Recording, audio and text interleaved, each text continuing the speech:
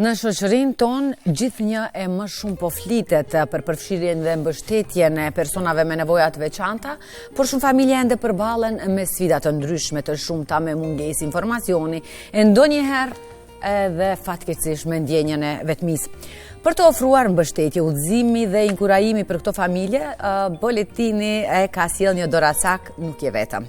Një publikim i dedikuar pikërisht prindërve të fëmijëve me nevoja të veçanta, i cili është vënë në dispozicion të lexuesve për edhe duhet të ceket kjo se është papagesë. Për arsye që është pse, cilat janë arsye që shtin Boletinin ta shuan këtë doracak, për mesazhet që i përcjell ky doracak, si dhe për rëndësinë e mbështetjes së familjarëve që përballen me këto sfida, do të bisedojmë edhe me vetë autoren, Boletin Zenuni. Boletin, faleminderit shumë që je pjesë e emisionit tonë sot. Edhe fillimisht do të them faleminderit që e ke bërë këtë nismë. Faleminderit shumë për mundësinë që çdo herë të ndihem mirë dhe komod në mesin tuaj. Të falenderoj për këto fjalë që i thej për këtë vlerësim.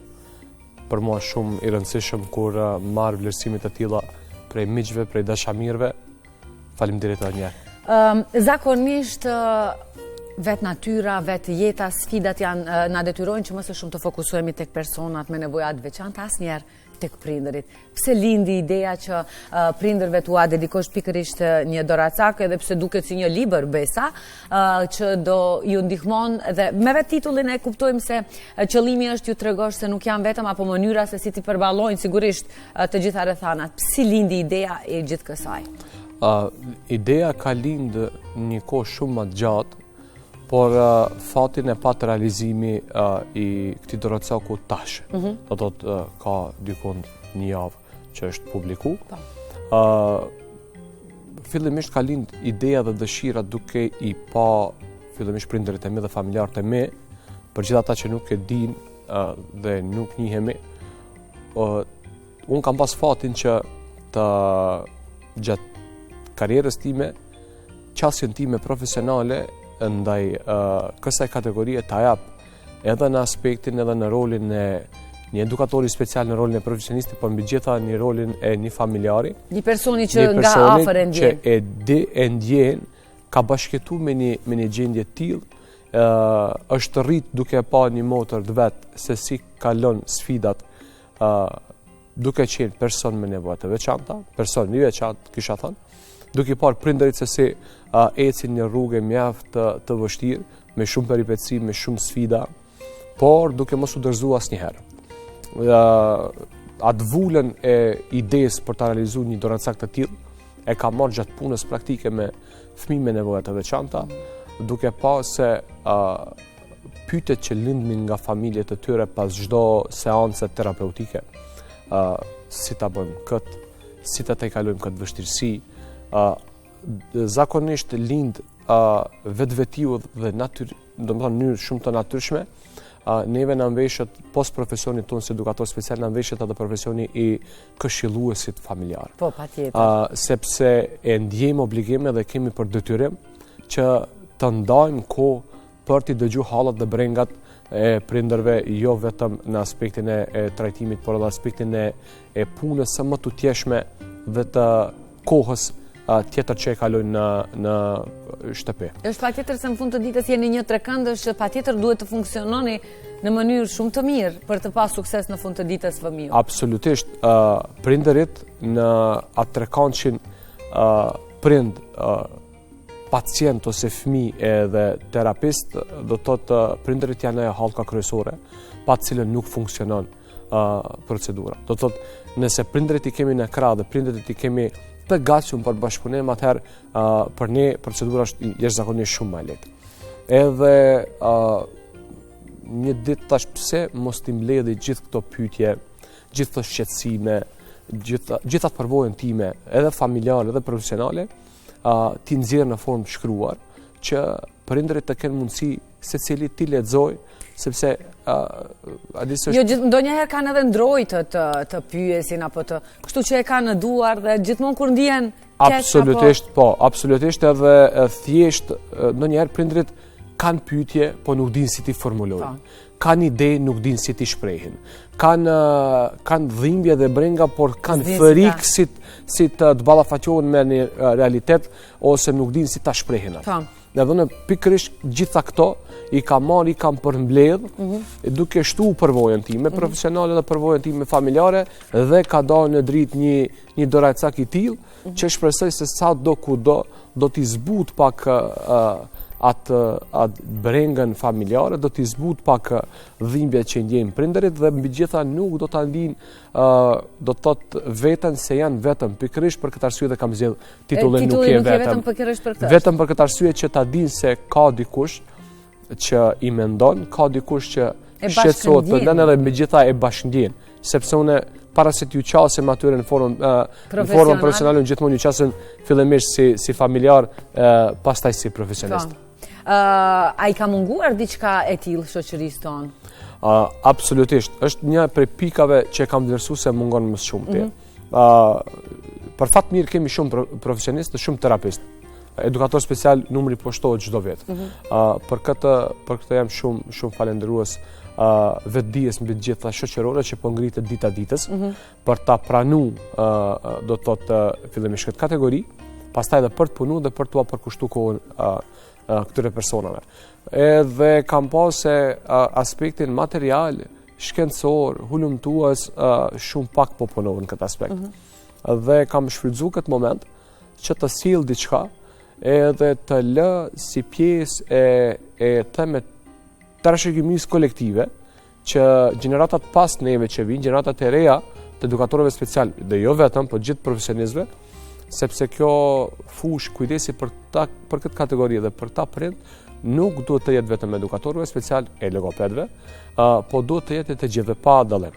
Dhe kam vlerësuar se duhet një doracak i tillë, një formë e shkruar, që të mundet sepse çdo prind ka mundësinë që të vi deri te qasja të ketë kontakt me një edukator special.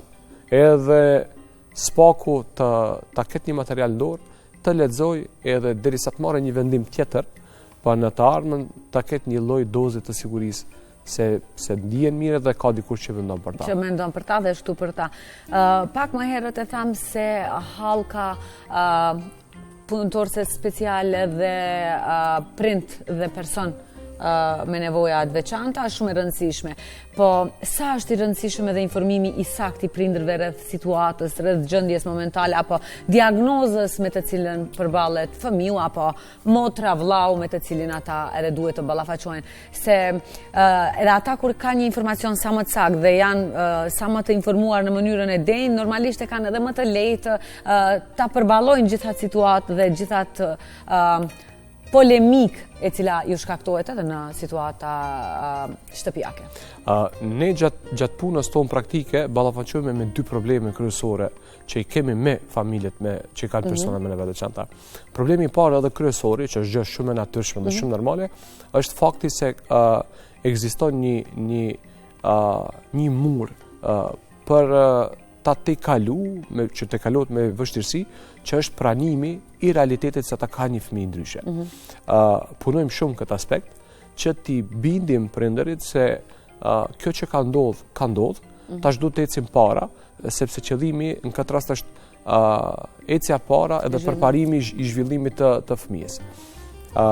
Problemi i dytë, që nuk është më pak i rëndësishëm, është edhe mungesa filtrimit të informacioneve që i marrin mbi gjendje. Po flas për prindërit që vetëm e kanë pranuar faktin se kanë, po tash janë të balansuar dhe nuk dinë se ku të fokusohen për ta marrë informatën e nevojshme edhe saktë. Se marrin informacione ndoshta edhe nga shumë njerëz, se ne secili nga ne japim një mendim se jemi Xhanan, për fat të keq ne ende se kemi të kalu problemin me stigmat, me paragjykimet edhe me mentalitetin e shoqërisë tonë.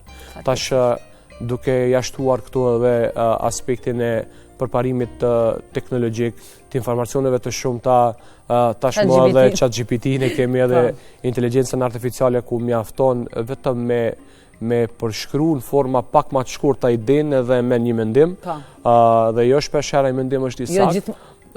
Jo gjithmonë, edhe shpesh herë na bën problem sepse vinë prindrit thotë unë e kam lexuar këtë lidhje me fëmin, ndërsa aspekti praktik e tregon një pasqyrë totalisht tjetër.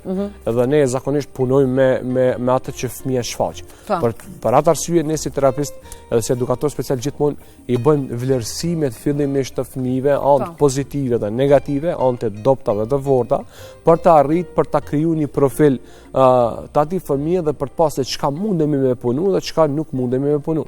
Këtë pjesën praktike ChatGPT-ja nuk e jep. Edhe është përvoja në këtë rast që neve na ngrit ndoshta një shkallë më lart se sa inteligjenca artificiale. Prindrit përpost inteligjencës artificiale, pastaj rrethi, secili e kanë dëgjuar gjithmonë te ne, është ajo se secili e ka dëgjuar një fjalë, po. Edhe unë them se kjo është kështu dhe ti shko mbas kësaj, bëje këtë se e ka bë. Gjanan, flasim për një problematikë shumë delikate dhe shumë të ndihshme. Ndodh se prindërit vinë, për shembull fëmia e tyre ka mungesë të folurit. Edhe i ka mbush 2 vjet e gjys edhe nuk ka të folur ende ose ka një të folur shumë të varfër, do thotë me një fond shumë të varfër të fjalëve. Edhe zakonisht vinë edhe thonë nuk e kemi shumë breng sepse motra e vet që është më e madhe, ka fol kur i ka pas 4 vjeç ose 4 vjeç e gjys. Do thotë e marrin ata si të sakt se edhe fëmijët e tyre kur të vjen atë moshë do të flet, që nuk është e saktë, nuk është e rregullt. Jo, gjithkusht e ka ndryshe. Anamneza gjithmonë mirët për bazë. Takimin e parë që e bëjmë ne me fëmijët kur vinë në vlerësim, ne fillimisht e marrim një lloj anamneze për familjes. Mos rastisht kanë familjar të tjerë, familjen e ngushtë të gjanë që kanë pasur problematik, sepse gjithë ato ndihmojnë për krijimin e një profili të saktë të fëmijës. Megjithatë ajo nuk është bazë, me kisha fjalën. Edhe ka ndodhur shpeshherë që fëmia i ka mbush 4 vjet dhe nuk ka fol. E pastaj ka filluar problemet Po, pastaj kanë filluar problemet, ka filluar shqetësimi prindve dhe ka filluar të ngritet ai paniku, alarmi se diçka po ndodh me fëmin. Po, megjithatë nuk është e njëjta të intervenohet në moshën 2 vjeçare atë intervenohet në moshën 4 vjeçare. Këtu lind ajo për cilën ne flasim kohën, e që është intervenimi i hershëm si çelësi kryesori për suksesin e një fëmije me nevoja të veçanta dhe jo vetëm. Doracaku, pasi e cekëm edhe trajtimin dhe aspektin praktik, a trajton edhe aspektin praktik apo vetëm atë emocional? Unë më së shumti do thotë kam prek aspektin emocional, megjithatë në pjesën e fundit të librit kam dhënë edhe një mini udhëzues për raste të sakta dhe të veçanta se si duhet një prind të reagojë kur ndodh diçka. Për shembull, nëse një fëmijë ka krizë momentale, emocionale, ka frustrime apo tantrume që i themi ne, si duhet prindi të reagojë? Çka duhet prindi të bëjë dhe çka duhet prindi të shmangë me gjitha. Do thotë jam munduar që në formë shumë absolutisht. Ndoshta për prindërit që më veç kanë kaluar e kanë një përvojë më të gjatë, edhe kanë kaluar një kohë më të gjatë në këtë aspekt. Pikërisht këtu ndala. Po, edhe ato mund ta dinë, po ka prind që janë në fillimet e këtij rrugtimi dhe nuk dinë. Jam munduar që këto pjesë t'i preki. Pastaj mbi gjitha jam fokusuar te roli i secilit antar të familjes me një rreth ku bashkëveprohet me fëmijën. Edhe rolin e gjyshit e kam përfshi, edhe rolin e gjyshës e kam përfshi, edhe rolin e tezës, dajës, axhës, do të thotë gjithë, edhe të hallës mbi gjitha. E kam përfshi se secili e ka rolin e vet dhe ka rëndësinë e vet të pa krahasueshme. Shumë e vërtetë. Secili e di ku përkat. Shumë e vërtetë. Edhe është mirë kur dihen gjanat edhe caktohen edhe megjitha do të thotë kategorizohen aty ku duhet të jenë. Pastaj edhe një pjesë shumë e rëndësishme është se kam futur edhe pjesën e përvojës time, pjesën e historisë së Sarandës, motrës time, për t'ia dhënë atë ëmbëlsinë librës, edhe thjesht për ta lënë një borxh ndaj prindërve të mi, edhe ndaj Sarandës në veçanti, sepse fati ka deshur që ajo asnjëherë mos jetë prezente në sukseset e mia. Edhe un kam menduar që duhet ta ketë pjesën e vet në libër, edhe të pjesë e suksesit në këtë formë. Doracaku mendon se ta bësh në mënyrë shumë humane pa pagesë. Për këtë arsye edhe për faktin që e kam bo papagesë, me një farforme, sa jam di krenar, jam di edhe i zhgënjym paksa, nga rrethi, sepse kam kuptu që për fat të keq shoqëria jonë është duke shku gjithnjë më shumë edhe me hapa ndoshta të kadalt, po të sigurt drejt materializimit të çdo gjëje. Edhe në pyetjen e parë që e kam pas për njerëzve, më ka thonë, s'është e mundur, është vepra jote e parë. Ke dhënë mund shumë, edhe e ke bo papagesë. Edhe realisht më ka dhimbë zemra. Mënyra e pyetjes, sepse jo gjithmonë është dhe gjithçka është të hollat.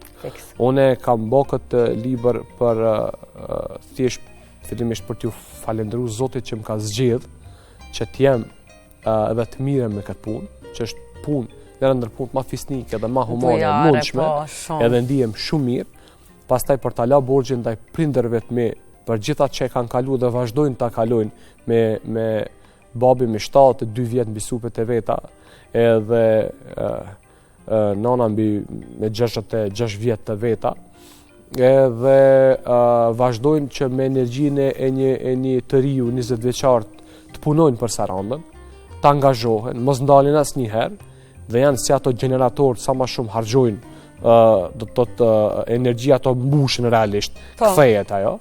Edhe për këtë arsye kam vendosur që e para tjetë ashtu prej zemrës tjetë për punë të mira. Vërtet ndihmë tjetë. Tjetë ndihmë mbi gjitha. Në plot kuptimin, jo ndihmë, po të duhet pa. Sepse e di reagimin që e ka marrë edhe reagimin pozitiv. Se na jemi të prirur gjithmonë për t'i kallëzuar anë negative, edhe më shumë kemi afinitet edhe për t'i shpreh ato. Po kisha fjalën edhe për punën për reagimet e mira që ka marrë për prindve.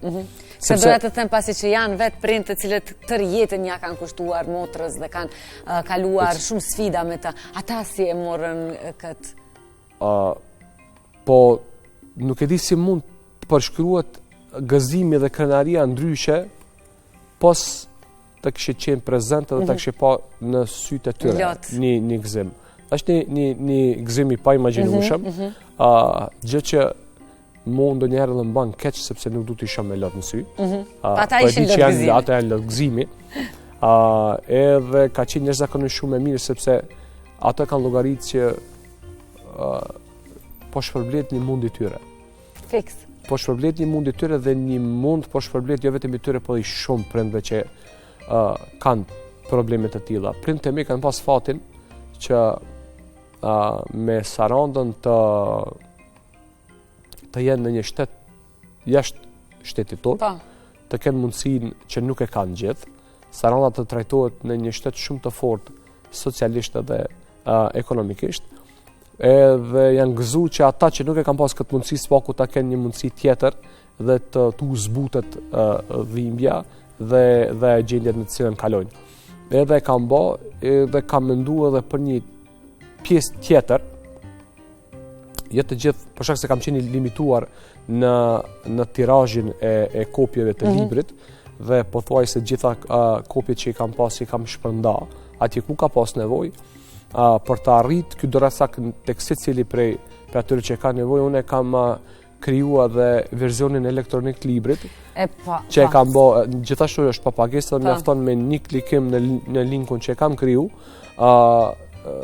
Është edhe forma shumë interesante sepse në link mundeni kështu figurativisht edhe me gisht tamam si libër me shfletu librin, me pas se tash jemi e dim rëndësinë e teknologjisë edhe që është pjesë përbërëse jetës tonë, edhe për ditë kemi qasja dhe është qasja shumë e lehtë.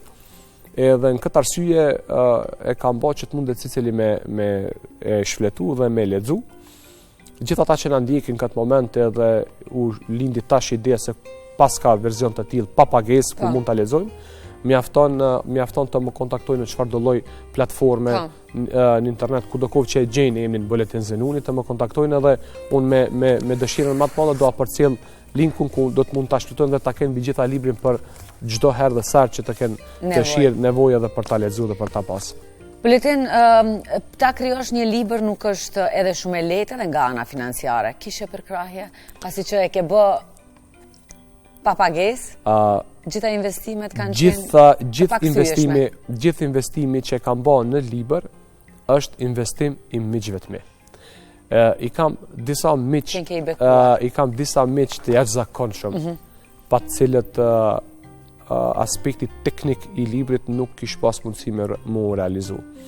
Jam i beku me disa miq që vetëm kur e kam shpreh idenë se du të bëjnë një gjatë të tillë, sepse i takojnë profileve të ndryshme dhe nuk janë profile, janë të dëshmuar nëpër profilet e veta. Edhe më kanë thonë, trego sa, kur edhe si. Domethënë këto 3 pyetje kanë qenë. Jo se a ka po ta shohim, unë në jetë që i vlerësoj më shumë ti njerëzit, i vlerësoj ata njerëz që nuk kanë dhe nuk kërkojnë shumë shpjegime kur vjen pyetje të reagojnë për të ndihmuar diçka. Po i vlerësoj shumë. Sepse realisht nëse unë duhet t'i bëj gjë ndikujt për ta lutë, atë nuk është ajo ndihmë. Atëherë është vetëm se imponim dhe është diçka tjetër. I falenderoj publikisht e din ata cilët janë edhe që më kanë ndihmuar një të tillët, do thotë miq të tillë i kam falenderuar edhe publikisht në libër në pjesën e veçantë për kontribuesit në pjesën teknike. Po edhe gjithë ata miq që më kanë ndihmuar në aspektin emocional përkrahës me mesazhe të forta, me mundësi teknike tjera, me ide edhe me përkrahje, me ato telefonata ndoshta ndonjëherë të kohë pa kohë, për të marrë mendime, edhe në fund mendoj që ka dalë një punë shumë e mirë, edhe për cilën jam krenar. Si isha i koncentrova te miqt. Dua në fillim edhe një përgjigje që më bëri shumë përshtypje që the ky është libri i parë. Ajo më lëm përshtypje të mendoj se ekziston mundësia për të dytin, të tretin dhe kështu me radhë. E kam pas problem derisa. Si isha e koncentruar se si u përgjigje. Fiks është ashtu, Gjerdan. E kam pas problem, them, çdo fillim është i vështirë. Është i pari, por nuk jam i bindur që nuk do të jetë i fundit. Tash hapi radhës tjetër është publikimi i versionit në gjuhën maqedone. Të lumt. Është kjo ideja ime. A ka pas nga kolegët e tu edhe kërkesa që... Kërkesa ka qenë, shumë të ka qenë për i prindme, megjithatë sepse unë kam pas fatin që të punoj dhe jam i bekuar që punoj me gjitha nacionalitetet. Gjanan, puna jona shumë e dhimbshme në njëjtën kohë. Unë dhe them shpesh mes miqve, mes kolegëve, kudo që jam. Kjo sfidë nuk një komp dhe nuk një religion. I prek gjithë, pa dallim. Se mundja nuk njeh. Absolutisht. Edhe gjithë këtë katrahur që na ka kapluar si shoqëni me këto dallimet që po bëhen edhe që nuk jam as pak dakord. Kam dëshirë gjithë ata që bëjnë të tilla ndasi, kam dëshirë ndonjëherë t'i mbledh dhe t'i sjell në sallën ku realizojmë terapi. Të shohin se gjuha e vetme aty është gjuha e dhimbjes që e ndan prindi, edhe gjuha e suksesit që e merr terapisti kur arrin 1% sukses me fëmin, me pacientin ose parsisht se trajtojmë për shkak se unë përvojën time, gjithë përvojën time profesionale e kam në institucione shëndetësore, për këtë ju adresojmë si pacient është deformitet profesional. Mbledhimet që i bëjmë me prind, takimet profesionale që i bëjmë nëpër kongrese ndryshme me kolegë, aty nuk janë këto ndasi. Aty gjuha e vetme është se si të mërrim sukses edhe si t'ju dalim ndihmë. Do të thotë për këtë arsye kam pas shumë kam miq, familje, shoh, kolegë që duan ta kenë librin në gjuhën e tyre që ta kuptojnë dhe të hyjnë në shërbim edhe atyre që ta punojnë me këshillat të mundshme që mund t'i gjejnë si adekuate në libër. Po dhe kjo është hapi i parë për të cilin vetëm se jam vetëm ka fillu t'i gjej resurse, t'i gjej njerëzit edhe t'ulem ta punoj, edhe sa më shpejt që t'jetë mundur të njëjtin version ta sjell fillimisht në gjuhën maqedone, pastaj pse jo dhe gjuhën angleze në çdo gjuhë që do të shprehet nevoja për ta bërë. Ajo është vetëm se nder dhe privilegj për mua. Po, dua një pyetje sepse familjarët e personave me nevojat veçanta e kalojnë po ashtu të vështirë sikur vetë personi i cili nuk mund të shprehet, nuk mund të reagon si të tjerë. Sa ndryshon jeta e familjes nga momenti që në jetën e tyre ballafaqohen me një person me aftësi të... Se gjithçka mund ndryshon. Është një fillim totalisht i ri. Shuhen ato ëndrat potenciale dhe ato idetë potenciale që secili prind që është shumë e natyrshme i ka për një fëmijë që është duke prit me ardhmë në jetë. Secili prej prindve e mendon që do kem një fëmijë të mirë, do pres një fëmijë që nesër do bëhet i suksesshëm në jetë, do të bëhet i dëshmuar për profesionin e vet ose për të arriturat e veta dhe në momentin e lindjes tashmë edhe pse shumica mund ta dim parafërsisht për kontrollave gjatë lindjes, mund ta dim parafërsisht se ka analizat tash më detajuese, tash është përparu aspekti shkencor dhe me analiza specifike mundet ta dim se mundet parafërsisht se fëmia mund të ketë mund të jetë me ndonjë aftësi të kufizuar të ketë diçka. Po për ata që nuk e din, edhe që ballafaqohen për herë të parë se jo të gjitha aspektet e kufizuara vijnë me lindje. Për shembull, forma autizmi nuk vjen me lindje, nuk mund ta dim deri para moshës 2 vjeçare. Domethënë në formë 2 vjet do të shfaqen simptomat e para dhe pastaj ballafaqohemi dhe dim se realisht e kishim fjalën te ajo që momenti që ndryshon jetën e ndryshon shumë edhe thash ajo skema në kokën e tyre shuhet. Megjithatë është shumë e rëndësishme që pikërisht në ato momente ne si profesionist si shoqëri të gjendemi pranë atyre prindve, që ti ngrejmë moralisht të opim një krah dhe një dorë ndihme, sepse ne si qenie njerëzore atë sa jemi të fortë jemi edhe dop, normal. Secili njeri kur është në pyetje fëmiu i vet, jemi njerëzit më të dop në botë, edhe aty nuk ka asnjë kompromis me këtë. Ky është fakti i pamoshëm. Për këtë arsye ne tentojmë që aspektin e ligjëratave, informatave, kujdesit potencial të japim qysh në periudhën shumë më të hershme. Mbajmë ligjëratat e tilla edhe preventive. Unë flas shpesh edhe më ka ndodhur edhe kështu në jetën e përditshme. Ka ndodhur kemi dalë me familjar dikun ndonjë ditë vikendi dikun edhe për kafe ose për drekë edhe ka ndodhur që kam pa një diçka që nuk më ka pëlqyer mua. Kam pa për shembull se si një fëmijë i moshës 9 muajsh, 10 muajsh, prindërit e kanë lënë e linin tankon me telefon në dorë. Edhe unë jam tip që reagoj, nuk mund e shoh një punë edhe pse se ndonjëherë po bëhet shumë, sepse nuk po mundem aq shumë gjithë dhe t'ju rri gati, po ka ndodhur shpesh herë. Ke reagu? Kam reagu absolutisht. Jam zgjuar prej tavolinës time, kam shkuar në tavolinën tjetër. I ke njoft si ke njoft? Nuk i kam njoft, edhe ju kam thonë, ju nuk e dini atë që e di unë. Po. Nëse vazhdoni me këtë, do të njoftohemi dikur mas dikohe caktuar, do të njoftohemi, po nuk kisha disht më njoftu. Në moshën 2 vjeçare. Më mirë sot të pim një kafe. Kështu, ju kam dhënë këshilla, edhe do thotë ka qenë shumë pozitive sepse një numër i konsiderueshëm jashtëzakonshëm ato prindë kanë marrë me shumë pozitivitet, me shumë falënderim, bile edhe janë habit se s'është e mundur ti të ndjen diçka që nuk është e jotja. Kjo është ajo empatia, ajo dhimbja që ndoshta kam pas fat, po kthena një herë kam pas fat me përjetu, sepse e shoh fillimisht me synin e një familjari, pastaj me synin e profesionistit. Edhe flas shumë për aspektin preventiv, që më mirë të parandalojmë se sa të shërojmë ata që populli e di. Edhe për këtë arsye ne nuk ndalemi si profesionistë dhe unë dhe kolegët e mi të shumë që i kam, që bashkëpunojmë, të flasim para se të vije puna. Aq sa mundemi që sidomos te pjesa e keqpërdorimit dhe abuzimit të teknologjisë të fëmijët që shumë evidente sot në këto ditë, sepse ajo sjell deri një pasqyrë jo e reale të fëmijës, një zhvillim i kufizuar, i imponuar dhe një pasqyrë e një pasqyrë themi autike e imponuar dhe jo e realt. Sepse të jesh autik edhe të ngjash si autik është diçka shumë e ndryshme. Po flas në këtë rast për autizmin si diçka shumë më e shpeshtë që është duke ndodhur.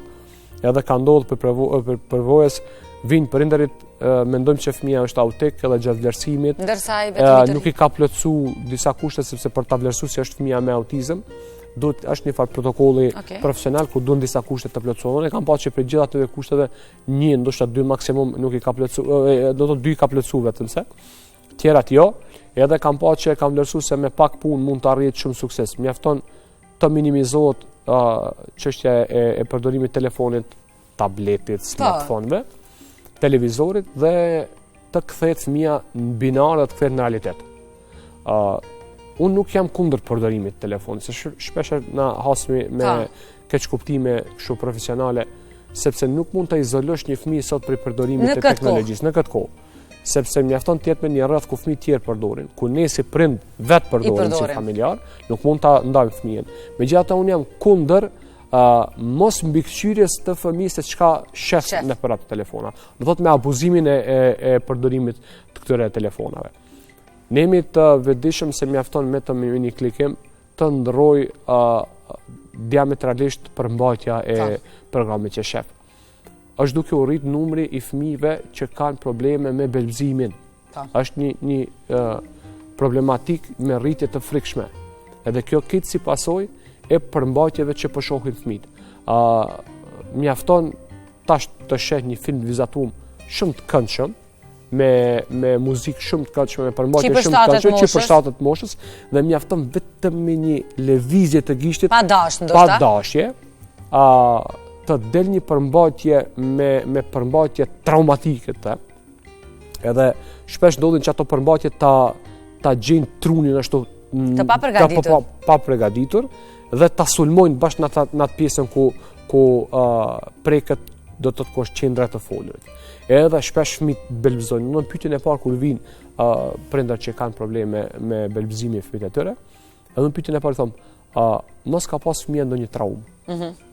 Traumat jo domosdoshmërisht vinë prej telefonit. Traumat edhe shumë përgjithësi do një gjendje në moment që ka kalu ndonjë frikë.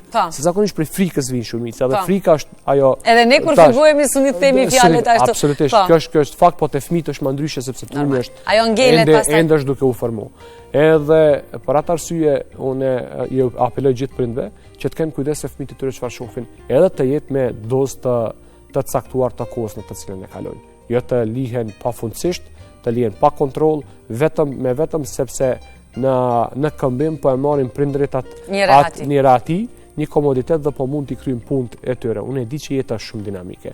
E kam qartë në çfarë stili dhe në çfarë dinamike jetojmë.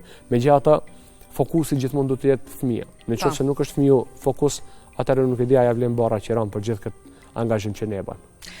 Buletin, janë 2 minutat e fundit të emisionit, unë faleminderit shumë për këtë bisedë kaq të këndshme. Literalisht jemi fokusuar vetëm te Doracaku, se aq bukur ke folur, në fakt na ke treguar rreth këtij Doracakut, besoj se gjithë ata që na ndoqën tani do e kenë të qartë dhe do të kontaktojnë padyshim ty për ta marrë paktën apo në formën online nëse nuk ka më mundësi ta kenë kështu në duart e tyre. Shpresoj që ju hynë në punë të gjithëve dhe sukseset mos u ndalshin, mos u ndalsh këtu. Shpresoj që të vazhdosh dhe të kontribosh sa më shumë për familjarët e personave të cilët janë me nevoja të kufizuara. Faleminderit shumë Gjanan, falenderoj kështu personalisht për mbështetjen edhe për gjithë të fjalë të mira edhe motivuese për mua. Unë padyshim se nuk do të jetë nuk do ndalem vetëm në këtë libër, po do i gjej dhe identifikoj gjitha problemet për cilat do mendoj që është e nevojshme të ketë spaku nga një Doracak të tillë. Të uroj shumë suksese. Miqtë e dashur, ne këtu po shkëputemi për sot, e përmbyllëm edhe javën së bashku, e përmbyllëm edhe muajin maj së bashku. Ju ftoj të na ndiqni edhe ditën e hënë nga ora 8 deri në ora 10 drejt për së drejti nga Servisi Publik i Gjuhës Shqipe. E deri atëherë, mirëmbëjtje dhe miru takofshim.